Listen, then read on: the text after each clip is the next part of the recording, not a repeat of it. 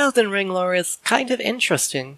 It isn't something you can just get by casually strolling down a single pathway, and characters aren't going to explain everything you want to know in the span of one conversation. Even characters and events that have major impact on the world require some digging to understand. It's a very interesting approach to storytelling, one FromSoft is very well known for. It kind of makes it a game in itself, scrolling through item descriptions and wiki articles to get a whole new insight into something, giving you the dots and allowing you to make the connections.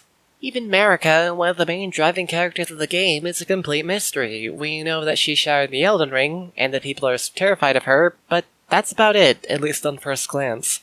But there is one other character that's also feared sometimes as much as Marika, one whose backstory, motivations, and influence on the world is a complete mystery.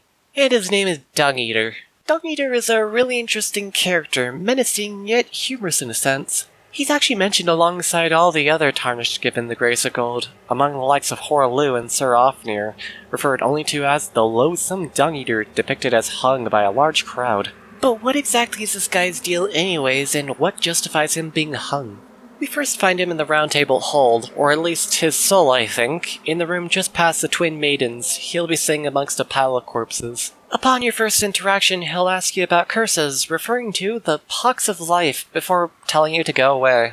In fact, the only one to actually acknowledge him is Rodrika, having this to say about him. Greetings, are you here for Spirit? I need to warn you about something. A little while ago, someone started lurking in the wing on the opposite side of the round table. And I can hear, from all the way over there, the howling and wailing of spirits in fear of a curse. I can even hear the repulsive twisted malice in itself. A plethora of spirits in an unceasing cacophony. I can't even imagine. How much suffering inflicted to who knows how many souls. Not even the grafting caused anything like this to happen. You should keep your distance. I know you're strong, but please.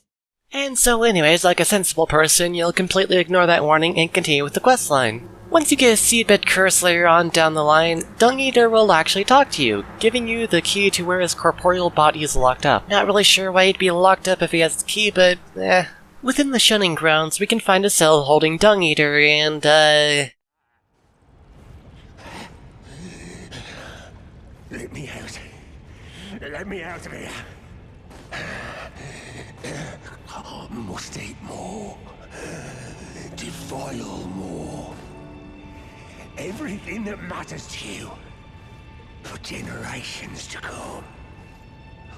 I am the Dungeater. A scourge upon the living.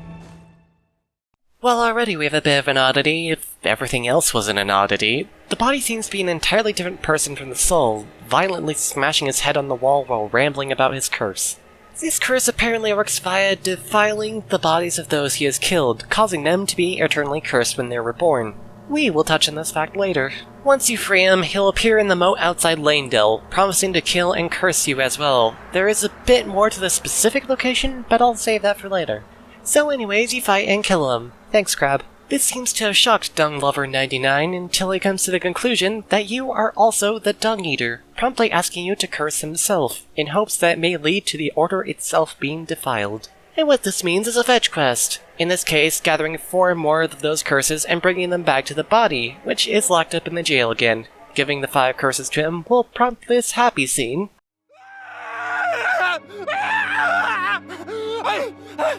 Unleash it upon them! A curse blessings to war! So, yeah, after that, he'll create the Mending Rune of the Fell Curse alongside dropping his armor. Using this on the Elden Ring will prompt an entirely new ending. The sky is now covered in what looks like sores, everything shrouded in a sickly fog. The curse seems to have now affected the entire land, and we finally get a name for it, the Blessing of Despair. And so, what is this all about? We of course have vague mentions of a curse, we know people are afraid of it, and this guy's intent on spreading it. Not much is here on first glance. And that's why I have a theory, I think, about what is happening. And like any good theory, we should start with the leads. Before we get into everyone's favorite activity of reading through random item descriptions, there is one actual person tied to the Dung Man, that being none other than Boggart. If you buy some prawns from him back in Liurny of the Lakes, he'll move over to Lanedale and sell some crab.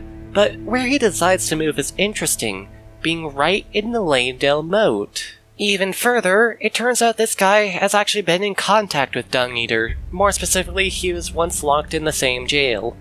But unfortunately, this is where that lead kind of ends, as his description of Dungeater is pretty much what we already know or could surmise. Dungeater does end up stalking Blackguard after you release him, and later you find his body defiled with the Seedbed Curse. Afterwards, Dungeater appears, and the questline continues as normal. So this lead has pretty quickly hit a dead end, which unfortunately means we won't get a graphic and long description of what Dungeater does to bodies. Truly a tragedy. So our next best bet is to look at the man himself, since there is actually some information about him this time around. Dungeater wears the Omen set, a weird and grotesque armor fitting of himself. The description states that the armor is made after the landscape of his mind and how he wishes to appear. And below that is another interesting bit about the Dungeater. The heart of an omen without the body to match. Could there be any crueler existence? What does it matter then, if the curse claims all? And this brings us something of an actual tie, that being the omens, a species that were cast down into the sewers of Lanedale and forced to do menial labor. It's also interesting, then, that you find Dungeater's physical body down in those sewers. His armor is also stated to resemble an omen with the horns cut off. Cutting off omen horns seem to be a common thing. The ones you encounter outside the sewers all have them trimmed. But moving on to his chest piece, we do actually get something of a different description. Worn by the Dungeater, the heavy, sun-shaped medallion represents both the guidance he once saw and the ring to which it will one day lead. This is a bit interesting. We know, of course, that Dungeater is a tarnished who regained the grace of the Earth Tree, but from what it states, it seems to be guiding him towards the Fell Curse Rune. I can't possibly tell why the Greater Will would be guiding him towards cursing the Elden Ring, but then again, it also guides you to burning the Earth Tree, so maybe it just doesn't care about the methods used in obtaining a new lord. His sword doesn't give any more information on him, but we do get the fact that it was actually the spine of a giant named Milos, which just reinforces the idea that this guy should not be left near anything. But I've been saving 2 items for last, which I believe are the key to piecing together this defiled puzzle. The most obvious place to start is the curse itself. The Seedbed Curse is described as being a tender pox cultivated on the bodies Dungeater kills. However, what's more interesting is that it might finally give some idea of what the curse might do. By doing so, he prevents dead souls from returning to the Earth Tree, leaving them forever cursed, one of the most loathsome things found in the land between. I want to pick out some interesting wording regarding what the description of it does. While it says that it prevents souls from returning to the Earth Tree, it is also followed up with leaving them forever cursed. Keep this wording in mind for a bit. Moving on to the Fell Curse Rune, it can give us an idea of what happens to the world after it defiles the Golden Order. The reviled curse will last eternally, and the world's children, grandchildren, and every generation hence will be its pustules. If order is defiled entirely, defilement is defilement no more, and for every curse, a cursed blessing. So now we know for sure that the Dungeater ending results in the entire world being cursed for eternity. But furthermore, it states that the curse will no longer be a curse. This does line up with how Dungeater describes the curse sometimes as a blessing. And those are all the pieces we have available to unraveling this mystery to my knowledge, and now it's time to put it all together. Do note that pretty much all evidence here is extremely vague and up to interpretation, so just consider this more of theory than 100% canonical lore. Dungeater had one unique thing to him alongside other rampaging maniacs. When he kills a victim, he also plants a Seedbed Curse inside their body. This curse is said to keep individuals from returning to the Earth Tree, and is the most reviled thing in lands between. And what I think it means by returning to the Earth Tree is referring to the catacombs. At the end of each one, in the boss room, you find a twisted mess of roots at the back, but looking in between them, you can find bodies. An answer to why this is may come in the form of a tormented spirit, resting outside the death-touched catacombs. With them, it's implied that those who don't return to the Earth Tree become those who live in death, a fancy way of saying the undead. Without the rune of destined death, it seems the only way to die properly is to be buried in the roots of the Erd tree, and the seedbed curse seems to stop this process from being effective. So you might think that the curse forces those defiled to become undead, but remember the wording of its description.